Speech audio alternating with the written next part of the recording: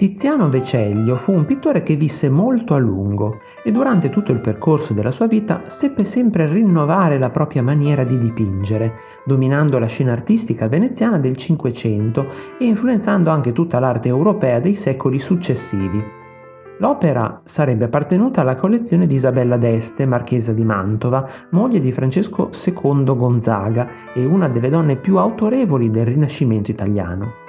La prima citazione certa appare nel 1627, anno in cui l'opera venne venduta dalla famiglia dei Gonzaga a Carlo I d'Inghilterra, dalle cui collezioni passò nel 1649 a Eberhard Yabat, un ricco banchiere francese.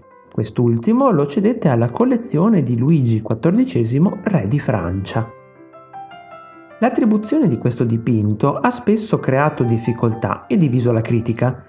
Sebbene oggi la maggior parte degli studiosi propende per Tiziano, non sono ancora spente le riserve di chi attribuisce a Giorgione, maestro di Tiziano, la reale paternità dell'opera che osserviamo. Il dipinto raffigura in primo piano 4 giovani. 3 sono seduti sul prato, di cui 2 suonano il liuto e il flauto, mentre la quarta figura in piedi versa dell'acqua in una vasca di marmo. Le 2 donne presenti sono svestite, coperte appena da mantelli che scivolano via, mentre i 2 uomini che parlano tra di loro sono abbigliati in costumi dell'epoca. Nell'ampio sfondo si vede un pastore e un paesaggio che, tra alberi e cespugli, si allarga a perdita d'occhio. Ciò che appare in prima battuta come una sorta di concerto immerso nella campagna veneta farebbe pensare a un'allegoria, il cui senso è stato diversamente interpretato dai critici.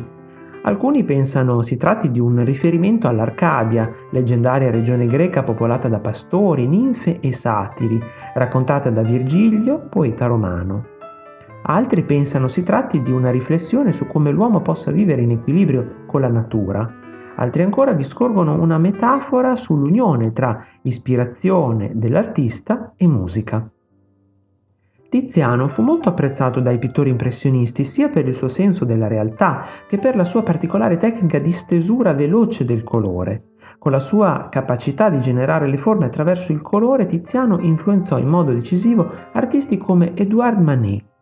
E il concerto campestre ne è un esempio perfetto, rappresentando il modello per la sua celeberrima Colazione sull'erba, conservata al Museo d'Orsay.